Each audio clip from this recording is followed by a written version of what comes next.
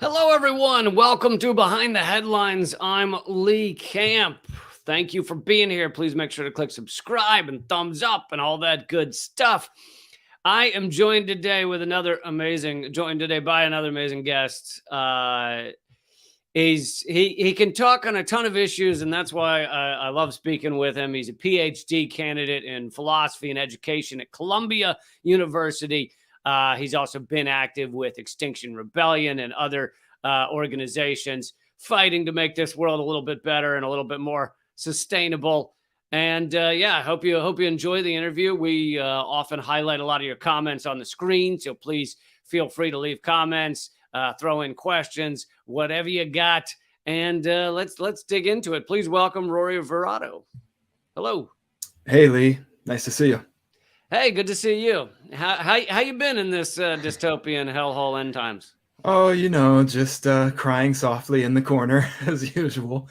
Um, Well, we yeah, all no, got I to figure mean, out how to do that. yeah, right. Things are okay, I suppose. I've been dealing with the seasons changing here in New York, these bizarre fluctuations, right? 90 degrees almost just the other day, then back to 40 because that's normal. Yeah, and we're told this is all normal. The planet has had climate changes many times over its history. Most of those took a million years. This one's taking about 10. So not 10 million, but 10. Just 10 period. Yeah. Yes. So I thought I'd start off with recent news. Fort Lauderdale in southern Florida have had immense flooding. The Fort Lauderdale airport, for example, was essentially a swamp. I think you would have gotten better frog gigging done there than actually landing an aircraft. Does it shock you to see Florida's infrastructure buckling under the weight of this climate crisis that Florida believes is not happening? And I think for a while they even made it illegal for government officials to say that climate change was a thing. Yeah, well, I mean, no, to your first question, no, I'm not surprised to see that this is happening, right? And like, if we were really pursuing a rational climate mitigation strategy, I think we would begin thinking about what it might look like to evacuate these areas for the long term and en masse, because there are going to be climate refugees. I mean, there already are and have been around the world, but this is going to increase in the United States. So we're going to have these dislocations from things like flooding and rising sea levels. And we have a few moments here to anticipate them and begin rationally performing this evacuation. Or we can just wait, for example, like we saw with Katrina. I think Hurricane Katrina, in New Orleans, almost 20 years ago now, happened before the public discourse on climate change really changed the conversation around natural disasters. But we ought to think about that as part and parcel of this same larger phenomenon. So that the way that unfolded, the displacement and sort of abandonment of those people, we have an opportunity now, if we act with anticipation, to try to avoid that from happening in Florida and elsewhere, because we know it's on the horizon. It's just going to worsen. Yeah, there's kind of two of the biggest things we could be doing is figuring out ways to somewhat deal with climate crisis and try and decrease it, and then also figure out ways structurally to actually live in these times of climate crisis. And we're really doing neither. Yeah. I wanted to highlight this story.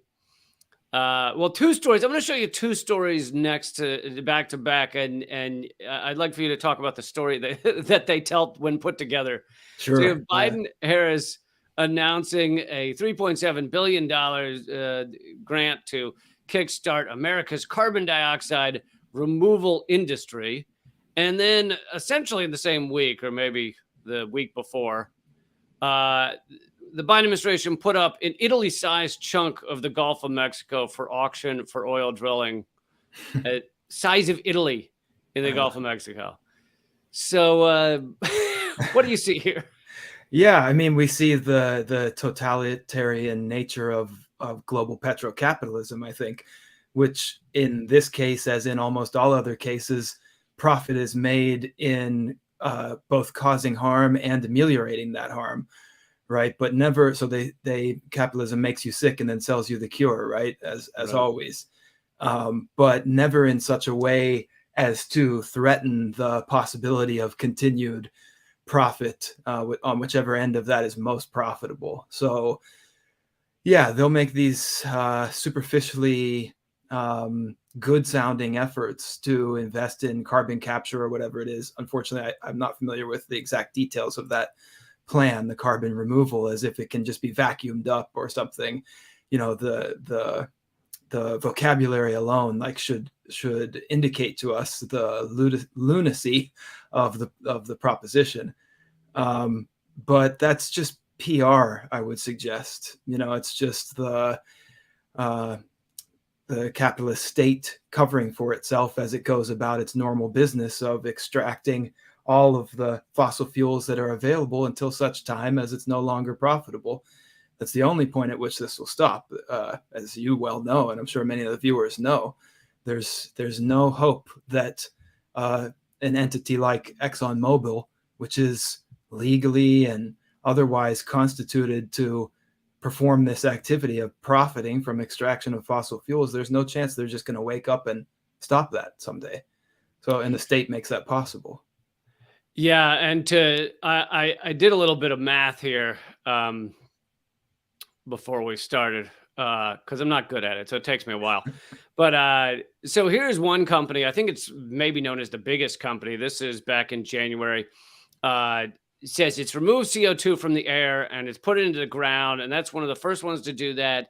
And they have a plant in Iceland that took, here it is, can store 36,000 metric tons per year of carbon dioxide. So I looked it up. That's about 8,000 cars that it takes off the road per year, according to their carbon. Only problem is there's 1.4 billion cars on the planet. So we would need roughly 39,000 of these carbon removal plants just to remediate the car carbon, which doesn't include like the military industrial complex and everything else. Right. So you see that, I mean, that's a great example that just shows the sort of window dressing nature of this whole thing. And they count on, public ignorance as well as public apathy to make it possible for them to present this image with one hand and then behind the curtain to continue exacerbating the conditions that they're pretending to resolve. And I mean, it also, like, we have to ask questions about even if what they're suggesting would have a larger impact, is that even enough in and of itself? Like, we know, for example, that there's particulate matter in the atmosphere that's emitted from pollutants and the burning of carbon. And so even if we were to flip a magical switch and eliminate carbon emissions overnight, this particulate matter that is the result of burning that carbon in the first place would then drop out of the sky. Well, why is that problematic? Because with its presence in the atmosphere right now, it actually blocks some significant amount of sunlight, reducing overall global temperatures. So we've got a nice thick haze, over the atmosphere, over the planet, and that's actually helping us in a fucked up way, right? So when we stop polluting, the haze drops and the earth gets hotter anyway. So this is just one example among many in which our attempted solutions can have unintended consequences that either negate the solution or actually make the situation worse. So a few minutes ago, you brought up New Orleans, and I think that's a good example of the shock doctrine where, a terrible shock hits New Orleans, and then the rich and the kind of ruling elite that have the ability, they then go in and get the things, the policy initiatives, the various other commodities they want to buy up. They grab them up under the, because there's been this shock to the system in that area. So they, converted all the schools to charter schools, or a lot of them. They bought up a lot of the land and tore down projects and all of these things. And people like to point to the rich getting richer, or the rich doing what the rich do, as proof that, climate crisis isn't happening, or something like that. They say, well, look, they're using it to do A, B, and C, Mhm. and so therefore it's not real. But of course, that those don't need to be mutually exclusive. It can be a horrible thing that's happening, and also the ruling elite are using it to their ends. Yeah, I think that's absolutely true, right? These things can be true at the same time. And so they're opportunists, first of all, and every crisis is an opportunity, as I think somebody in the Obama administration once famously said. Oh I yeah, can't, yeah. but I mean, it's a cliche, obviously, that many people have used. But just to your point about this is almost official, state policy, the shock doctrine, to treat these emergencies as opportunities for exploitation under the guise of relief. And yeah, I think we'll continue to see that happening the whole time the Titanic continues to sink. Yeah, the rich will keep getting richer at our expense. And also, I mean, there's this there's this assumption that is so hard, I think, for people to break, that people in positions of power and people with wealth are somehow like intelligent, or they have any clue what the hell they're doing.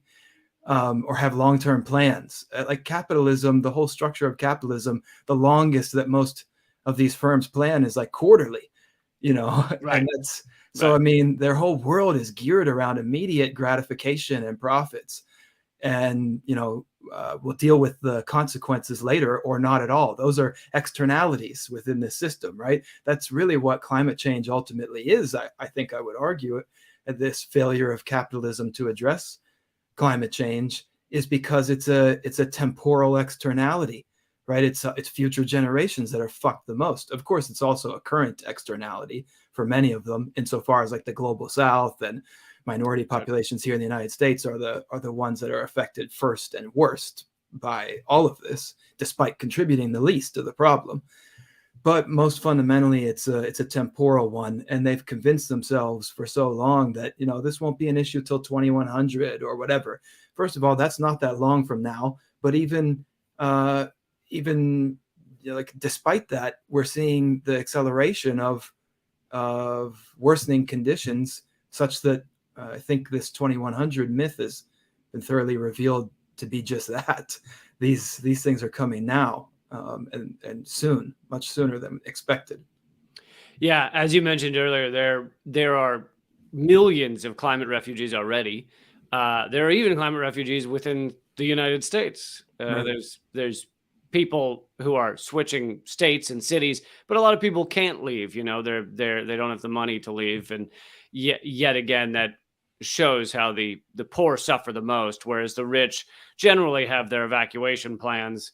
One of the best examples is you had Texas having that semi-catastrophic electrical grid failure because they'd never seen a blizzard like that I can't remember what month it was, but a time when Texas is supposed to be in the 50s and 60s, and so everybody cranks up their heating, the electrical grid fails, and Ted Cruz, their senator, flies to Cabo or somewhere, and then blames it on his kids. right. Right. Oh, my daughter wanted to go on vacation or some shit. What could I do? I had to fly with them. Yeah, I had no choice.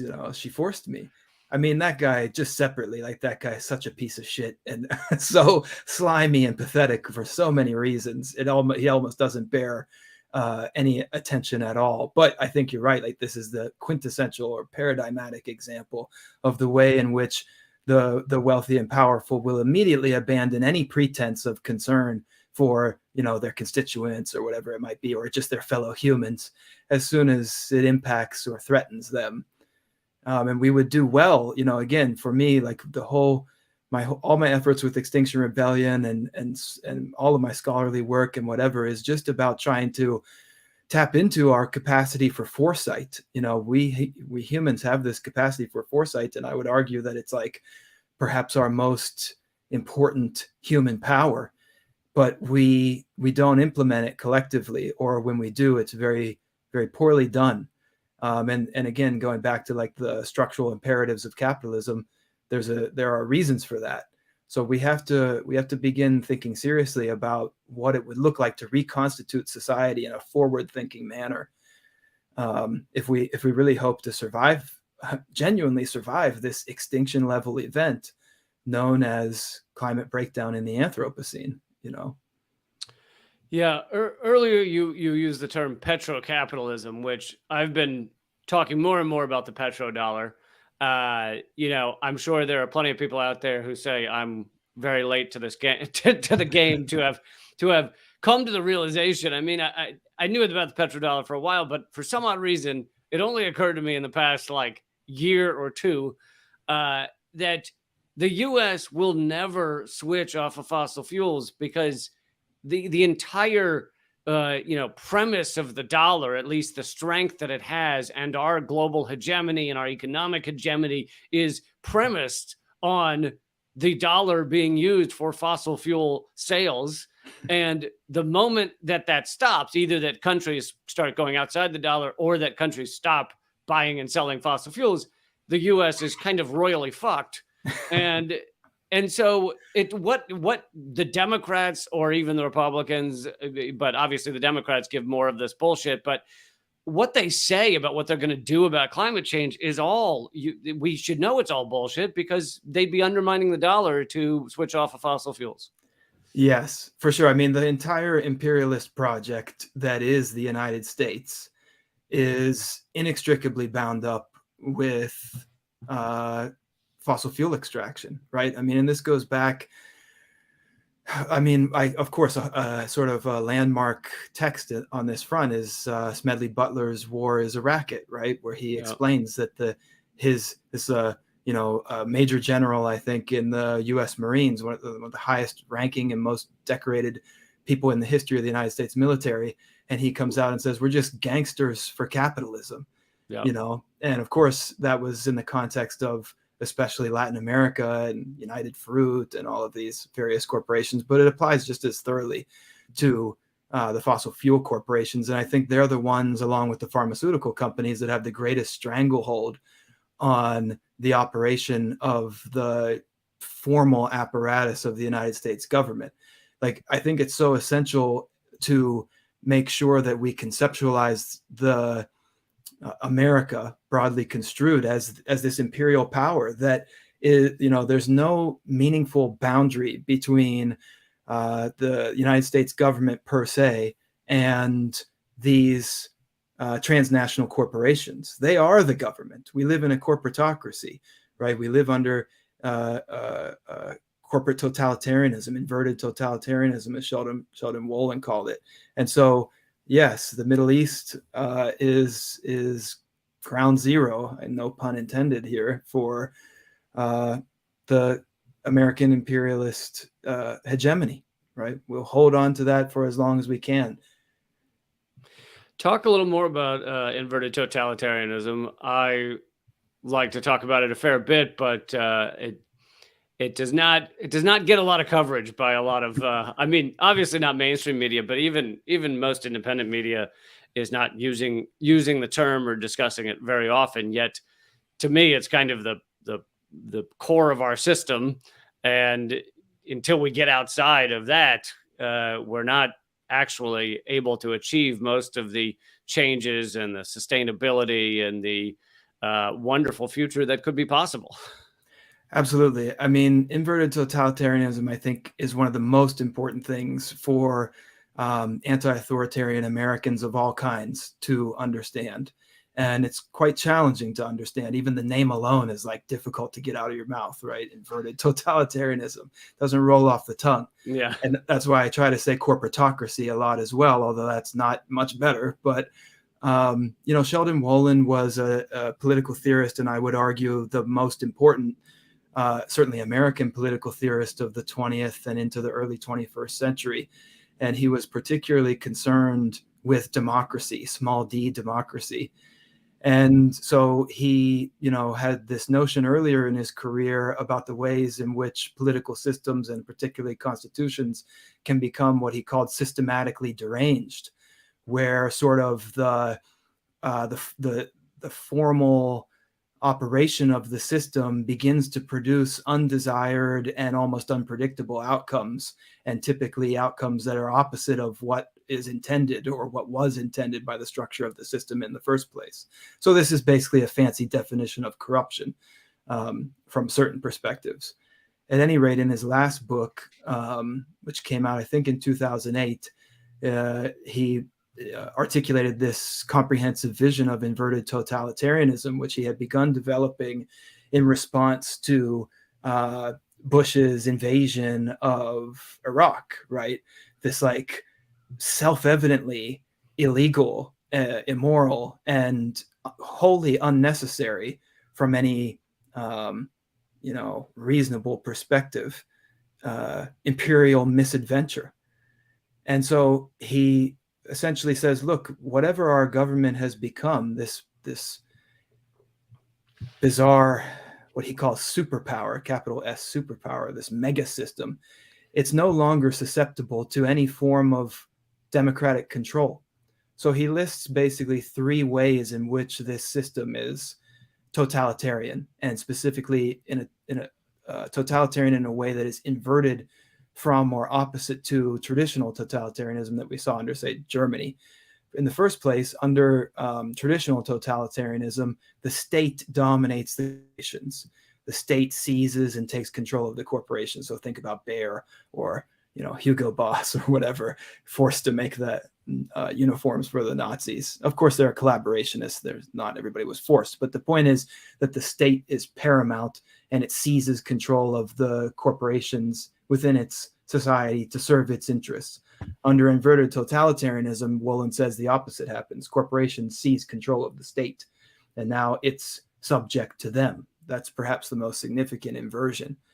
The second is that in the traditional totalitarian state, the state seeks like constant and almost ecstatic engagement from the populace. So think of the Nazi rallies here as a quintessential example, and also like reaching into the youth with the Hitler Youth, just having the presence of the state in all sectors of society as much as possible.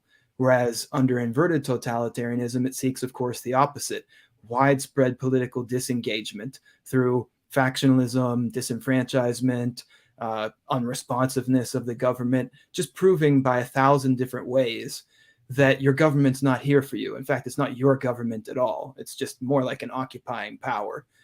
And then lastly, the traditional totalitarian system rejects democracy, right? At some point, switches and drops all pretense of democratic engagement in favor of an explicitly authoritarian strongman of some kind, or a formally recognized oligarchy. But on the other hand, the inverted totalitarian system maintains the representative facade. But as Tocqueville pointed out long ago, in the 1830s, after he had visited the United States, Wolin, by the way, was a tremendous student of Tocqueville's. He wrote a great book on Tocqueville called The Presence of the Past.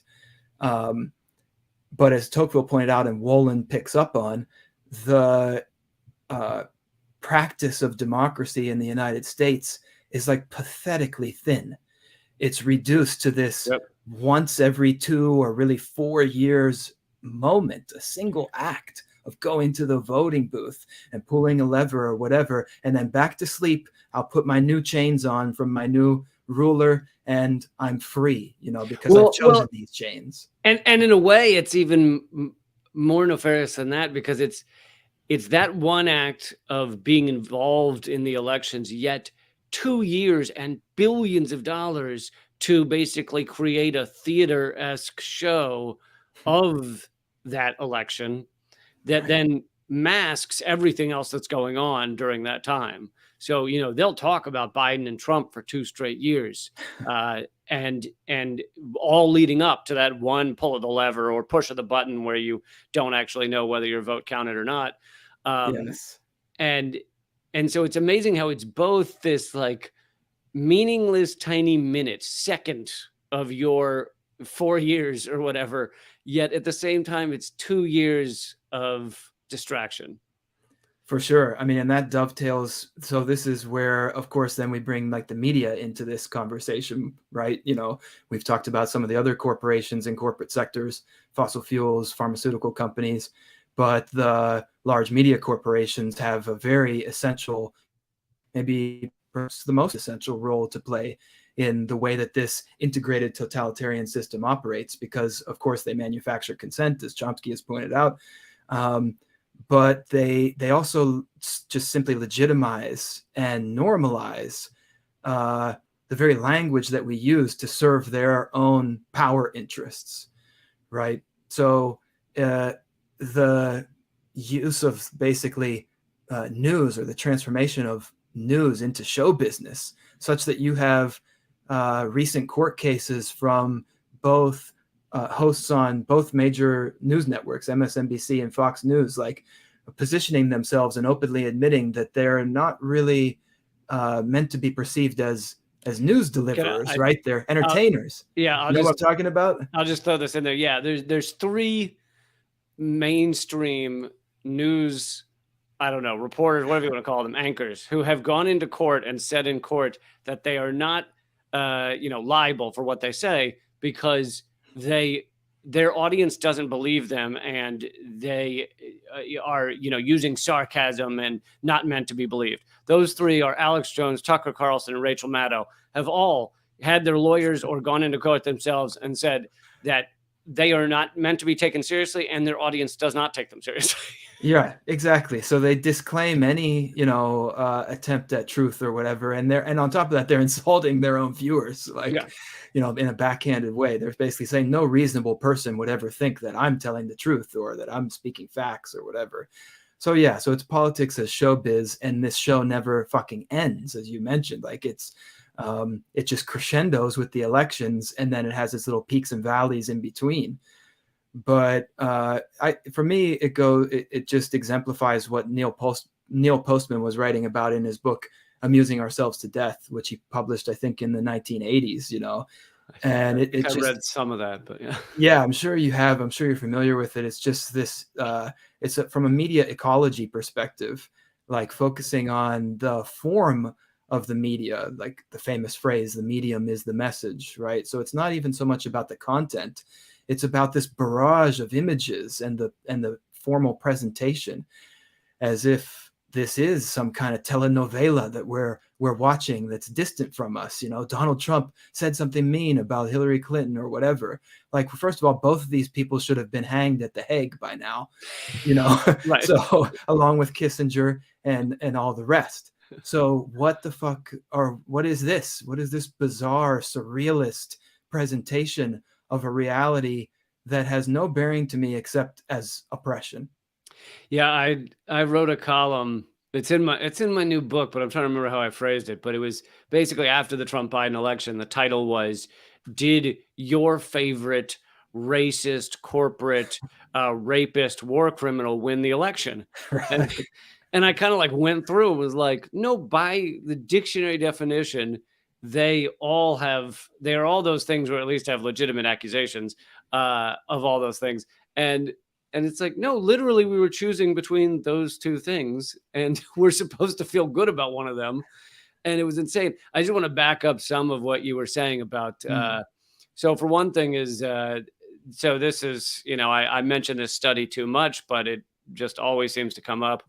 The large Princeton study in 2014 that, and honestly, this title doesn't even do it justice. It didn't just show that the U.S. is an oligarchy ruled by a tiny elite business class, but on top of that, it showed that the American people get 0% of anything through Congress that does not align with corporate interests, like zero. So if the American people want anything to happen that is not good for corporate America, it does not happen, which is not a democracy. It's not a republic. It's not representing the American people. But then you also mentioned that are these politicians actually doing anything to look out for the American people, to represent them and those things. And there's so many things we can point to. We just mentioned the flooding in Florida. They're not doing anything for people there. People are still trying to come back from Katrina 20 years later, and et cetera. But then on top of that, you have just the harm that is done throughout America, where like over 2,000 cities have higher lead levels than Flint, Michigan. Higher lead than should be allowed in our water pipes. You have 54,000 structurally deficient bridges across the country, and Kamala Harris just announced last week that they're doing a big push to fix and repair 9 of those bridges. Literally 9. Bravo. Yeah, man. It's what can even be said? Like, first of all, that study, the Princeton study, the Gillens and Page study, shows, like empirically, that it is the case, that 90% of the American population, their interests are not correlated in any sense with the legislation that's passed by the U.S. Congress. As you move into the top 10% of wealth and income in the country, that correlation does begin to increase until such time as it reaches basically the 1%, as we all ought to know by now. So yes, we live in an autocracy, a totalitarian system, however we want to describe it. But then also, through the most charitable interpretation I think that we can give of the United States government at this point is not even benign or salutary neglect, but hostile neglect. Salutary neglect is the phrase that's sometimes applied to the U.S. what will become the U.S. states, the British colonies in the period immediately prior to the Revolution, as if the crown was kind of letting them do their own thing in a way that was beneficial to them.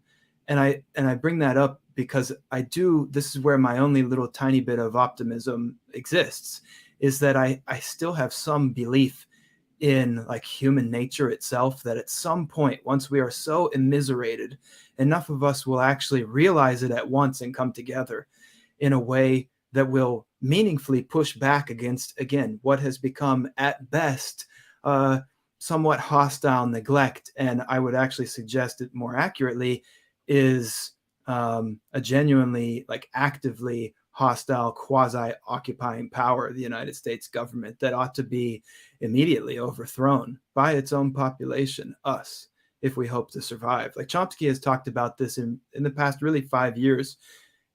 Or maybe more, he was framing this through the lens of climate change with particular application to the Republican Party, calling them the most dangerous organization in the history of humankind because of their commitment to and dedication towards the capitalist economy, and especially the extractive economy that's producing and exacerbating climate change. So the Republicans are shepherding and heralding in this extinction level event, but there's absolutely no reason, in my view, to confine culpability for that to the Republican Party. It's the integrated operation of the whole apparatus, including non-politicians. He lost a lot of there's a lot about him that I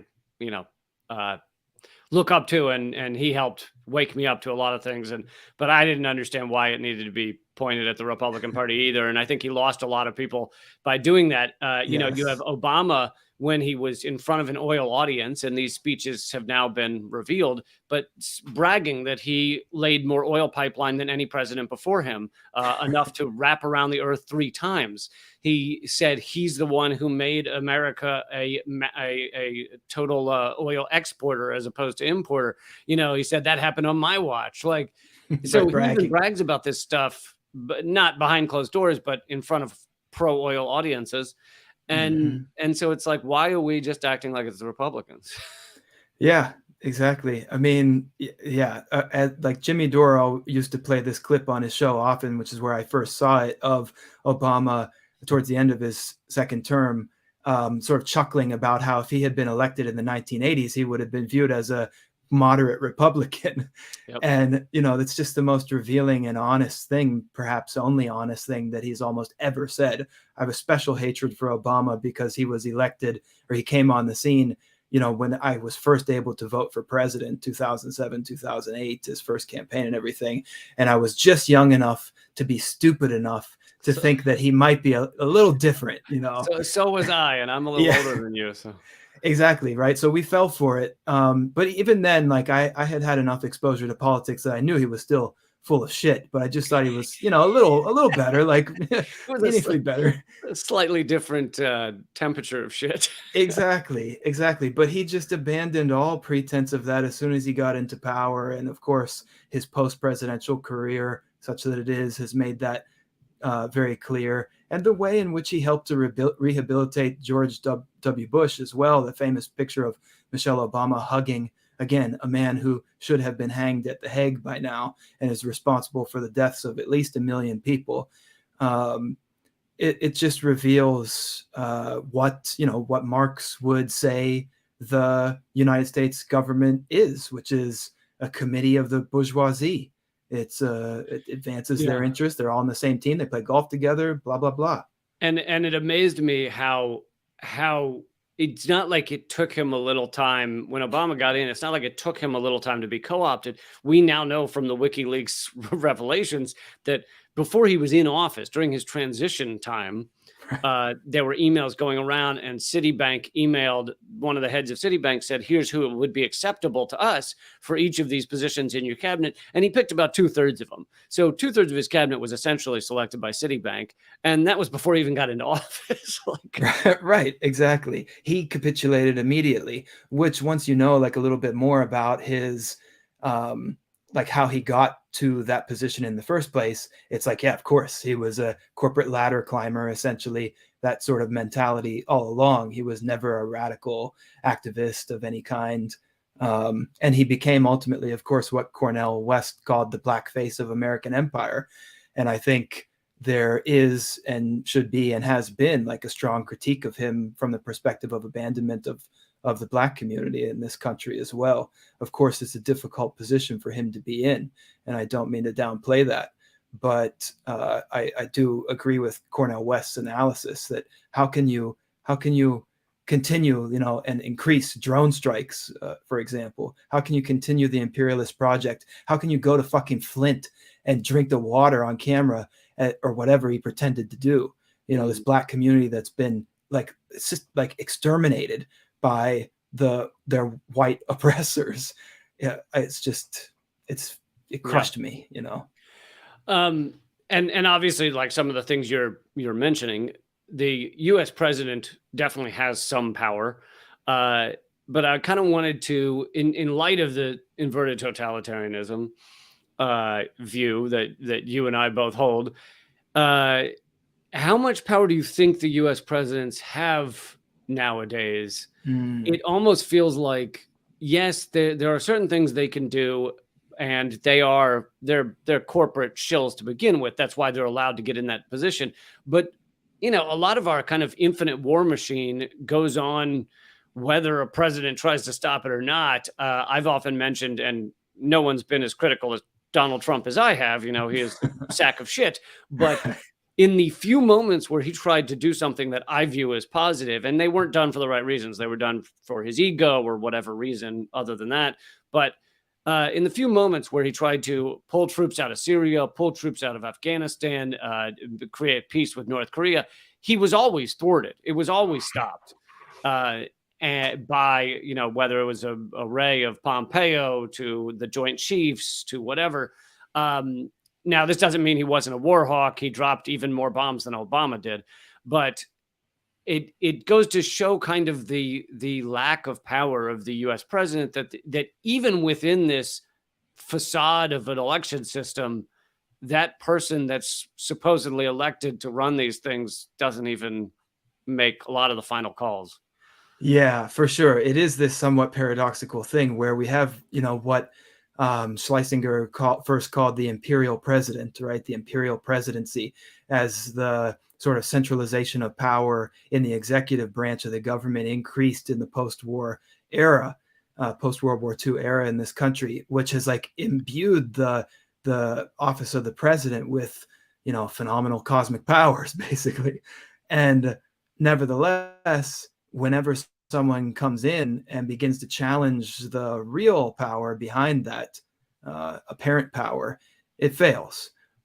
Jimmy Carter, I think, faced very similar, consequences in his attempps to rein in some of the excesses. And then it But can get even worse if you're JFK, for example. for sure, exactly. They'll just take you out. But I do think like this is where there's like some creative possibility, because the paradox is such that like I do think that a president coming in and kind of taking these things head on within the purview of the system as it is constituted, in other words, trying to enact official policy measures and to end wars, etc., like that is likely to fail. But I do think that the person of the president could serve a very significant role, and maybe the most significant role, in galvanizing an authentically revolutionary movement against this government. So in other words, if we can imagine this miracle with 2016 Bernie getting in and actually remembering, his younger self instead of abandoning it for whatever reason. And it would not at all surprise me if he had a visit from some alphabet letter agencies as well. Right. Because the turnabout that he did was not, it was inexplicable to me and remains inexplicable, except in that sense. So anyway, it was pretty unbelievable, the shift, and then running around the country campaigning for Hillary. Yeah. Yes. But just to finish the point is like there is this possibility, I think, if we make a concerted effort to install somebody in this position through a valid by the system standards electoral process, for this person then to turn around and say, look, things can be different. We could radically transform this society, but what it requires is that we change our entire system of government. Yeah. I think that's pretty accurate. Although who knows how they'd take him out, but for sure, him or her out. But seeing that happen might itself serve a bit of a galvanizing effect. The martyrdom. I don't know. I'm dreaming, right? Because we're in an extinction level event. As you know, it's like we're really desperate here. Like shit is fucked, and we have such little time to try to come up with something new. Do you see some positive in what's happening, kind of in the splitting of the global economies? You have the U.S. pushed for this proxy war with Ukraine, and yet it seems like many of the ramifications of it are not what the U.S. had intended. You have Russia, getting much closer with China. You have China and many countries switching off of the petrodollar.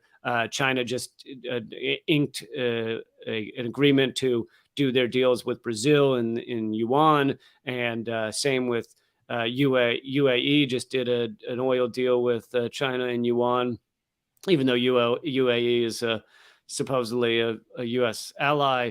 And that had to be signed off by a French oil company. So even France was involved. So you have a lot of these countries that have been stuck in the petrodollar for so long, starting to stand up and really kind of, there's like a fire lit under their ass of getting outside of it.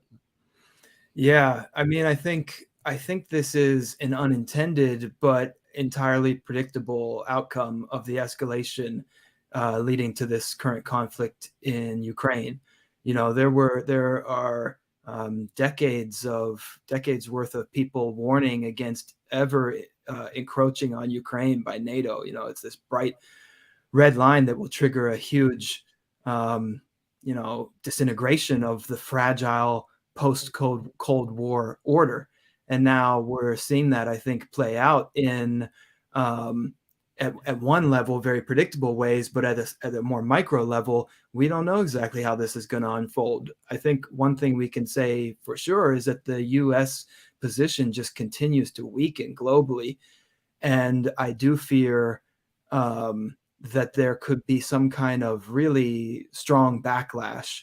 Empires typically, like in their death rattle phase, begin having dreams of their more vigorous youth, when Yeah. they could expand and conquer and all of this stuff. And then in pursuing that, they seal their own fate, basically.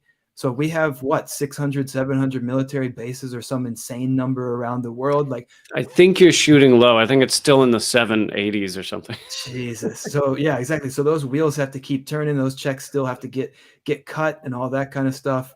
And you know, when we have so many weapons out there, it's just like it's not dissimilar to the situation here domestically with mass shootings with regard to guns. Like, we have all these guns, they're just laying around like rocks on the ground. You know, they're everywhere you look. And so of course the incidence of violence increases just statistically as a result. Well, we have all this weaponry out there. It's going to get used. It is getting used, you know? Well, yeah.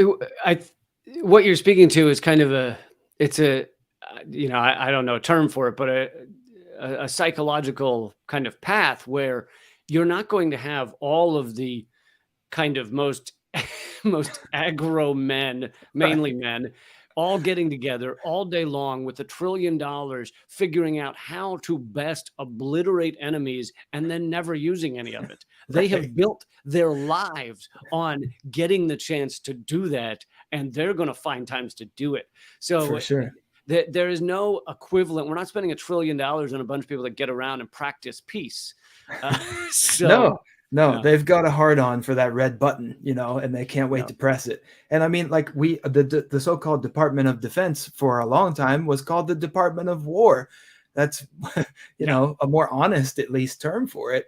But yeah, I mean, to your point, like, this is just a logical conclusion and unfolding. And that's why, you know, this whole confrontation with Russia should be, and is to me, genuinely terrifying. And, you know, because of the possibility of nuclear exchange. I remember, I think Bill Perry is his name, former Secretary of Defense, maybe under Nixon, or, you know, quite a long time ago. He's like 90 years old, came out a couple of years ago before this conflict with Ukraine even happened, maybe in 2017. And he was going around saying, this moment right now that we're in is more dangerous than at any moment during the Cold War, except for the Cuban Missile Crisis. Like, we're at Cuban Missile Crisis, and there wasn't even any really explicit conflict happening at that point. So now we're beyond Cuban Missile Crisis, at least according to this well-informed person's view.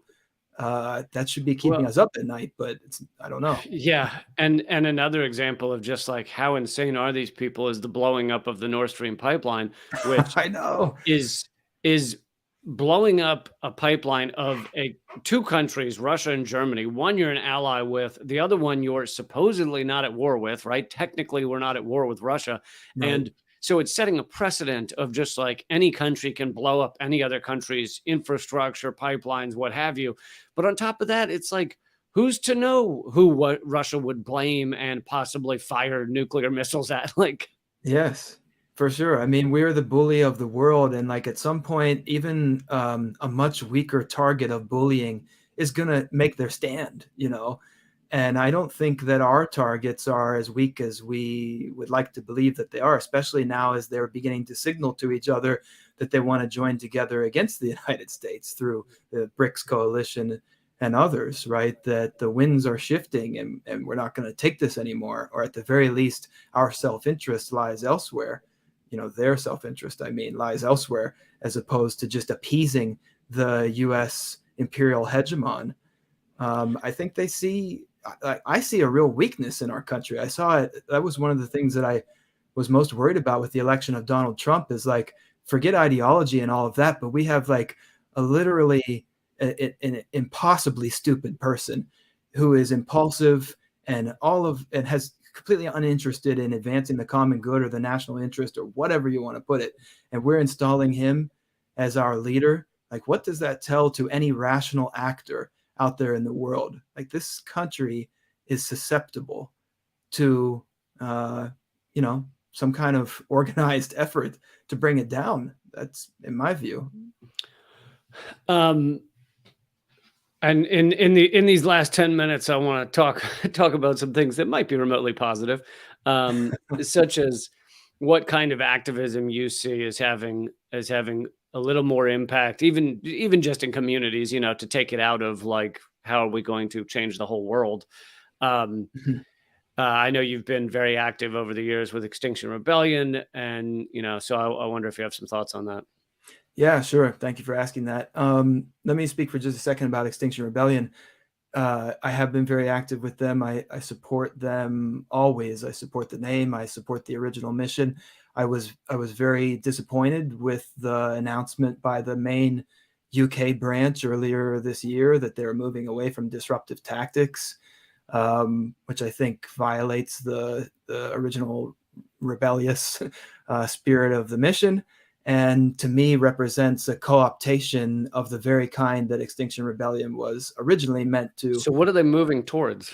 Well, according to them, they've accomplished as much as they can hope to accomplish with those tactics, vis-a-vis raising public awareness and also pressuring officials to do things like issue climate emergencies, declarations of climate emergency, and things of that nature. So I guess, I'm not, basically after I learned of this, I disengaged. I was like, good for you guys, but not for me anymore. Mhm. So I do just want to add, though, that the New York City chapter, which I co-founded and was most directly involved with for several years, um, issued a sort of a counter statement saying, okay, that's great for you guys in the UK, but the situation here in the US is still very different. There's more denialism. There's less action regarding climate change, et cetera. So we're going to stick with these disruptive tactics, and they've continued to do so. So I applaud them for that.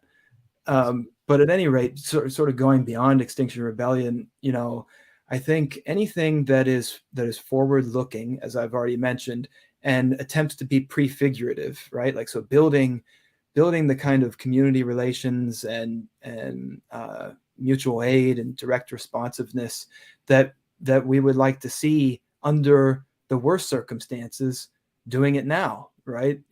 So don't wait for the hurricane to hit. Begin establishing those things now in the unique context and of your localities. And then also, I've been reading more and more just recently, and so I'm not an expert on this guy's work yet, but I just want to mention the work of a French philosopher named Bernard Stiegler, who died just almost 3 years ago now. But he, towards the end of his career, was turning his attention towards the Anthropocene. He had spent most of his career thinking about language and technology and the connection between those things. And after Fukushima, he had this kind of insight and realized that it's all this much even larger interconnected thing of ecology alongside with technology and memory, basically. The point is that he was developing this notion of technology as what he called, using the work of Jacques Derrida, a pharmacon. A pharmacon comes from the Greek for something that is simultaneously a poison or a cure, depending on its application, depending on the degree of its use, right? So you and I talked a little bit about this, like all the algorithms and things that control this very stream we're on right now, and so much of activist organizing and just all of that stuff. Yeah. And we really, one thing that I would encourage people to begin to cultivate and to really deeply think critically about is the sort of mechanism of control and the system of control that the digital apparatus exerts on us, and we sort of accept it, right? We just use these platforms or whatever. But even if we have some critical awareness of how they manipulate content and all that kind of stuff, we want to think really deeply about how they construct us, like our very biology. So think for example about the ways in which notifications are designed to tap into and trigger your dopamine and all of that kind of stuff. Like, that's not incidental, that's intentional, and it's top to bottom through all of these systems. So yeah, I mean, obviously, Who's done yeah. some great writing on this is Jared Lanier. Oh, I'm not Uh, familiar. he was kind of pivotal in inventing the internet. He was one of the early programmers and stuff in the early 90s, and became kind of worshipped by a few as really a forward thinker on this stuff. But he's written multiple books. I think only one of which I've read, called like "You Are Not a Machine" or something like that, or something like that. But about exactly what you're talking about, and it even changes it changes the way we use language. The fact that friend now means multiple things. Often we're referring to the fact that someone followed you online, even though you have no idea who they are. You've never had a real world conversation with them, but they're now your friend. It changes everything. Yeah. Yeah, I mean, and that with that example, it's like we have evacuated the word friend of its real meaning, Yep. and now we've deceived ourselves into not realizing that maybe we have lost what friendship really is with this substitution, Hmm. right? So it obscures our own alienation and isolation and social atomism, something that had been a problem in the United States as early as the 1980s and 1990s, and that has only gotten worse and worse. And Stigler connects this also with like mental health crises, including ADHD and depression and all of these things, which many of us know from our personal lives. That's why people detox from social media and whatnot, you know.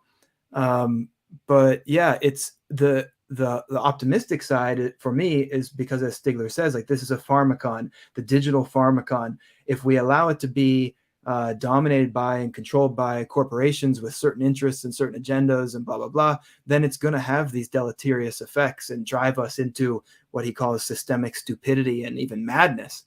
But the original promise of the internet and, something that I still dream can be possible is like not only democratization of information, but like genuine liberation, right? The internet can be used to construct a rational society through automation, automated production, and all of these kinds of things. We just have to actually put it to that use.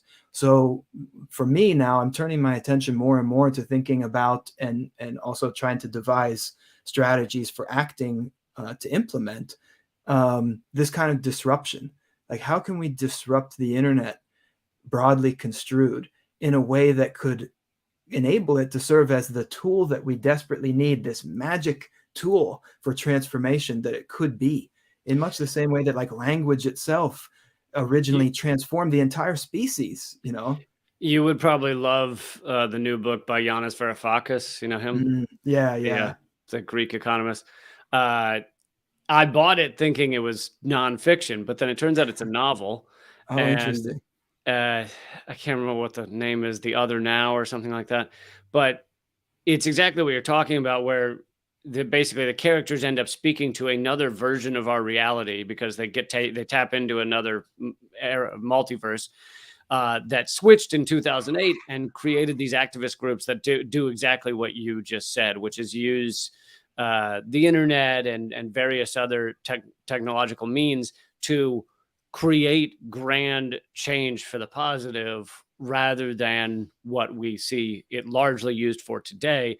And I believe there was kind of a golden window where we saw the power of the internet. It was like 2008 because it wasn't just that the internet had to exist, it had to be easy and readily available for everyone, at least across the United States and many other developed countries. And so there was internet earlier, but it was slow. People didn't have it. You had to, it was one computer in every three houses or whatever. So it's like 2008 when it was fast and it was on everybody's phones and everything, to like 2016 was kind of the end of it, where they, shadow banned people like me and kind of shut down all that shit and made sure that that a run like Bernie Sanders' first run or large scale activism like Occupy kind of would stop happening. And they've kind of shut most of that stuff down. Yes. And I think it's been done in a way, of course, it's been done through like direct and very unsubtle suppression, the kind that you've endured, right, in censorship. But also, I think just changing the sort of media ecosystem of the internet, like one of the most obvious things for me, and I'm sure for you, is like in the early days, so to speak, like we went to websites like www Yep. dot whatever. And I mean, of course, that still happens and you still do that, but like the sphere Not of, much. yeah, exactly. It's all basically centralized on a few networks now, Mhm. social networks. And it's just reduced the scope and the diversity, the possibility for subversion. And, I teach undergrads and usually freshmen, and they're 17, 18, 19 years old, and they have a very different understanding of technology many of them, than you and I do, and just in terms of how to use it. And it's kind of sad, I think, from that point of view. Yeah, but the much of the positive possibilities still exist there. There is there is amazing technology. We haven't talked about a lot of it, but everything from hydroponic farming that uses it's like 95 or 97% less water and essentially zero soil. And you could grow the crops in the locality where they're being delivered, no matter where it was. So you don't have a avocado shipped around the world, Right. And then shipped back around to be packed, Yeah. Yeah. Your mango hasn't seen more of the world than you ever will. Right. There's amazing technology out there. It's just a matter of using it to create a sustainable world. Yeah, exactly. Using it for life-serving purposes. And, of course, I know we're just about out of time, but it's also worth mentioning. And it's also something that I've been thinking about a lot, is like the population issue. Like overpopulation is a genuine concern, and it's intimately connected with the ecological problems. Really, I would argue it's the source of almost every ecological problem that we have.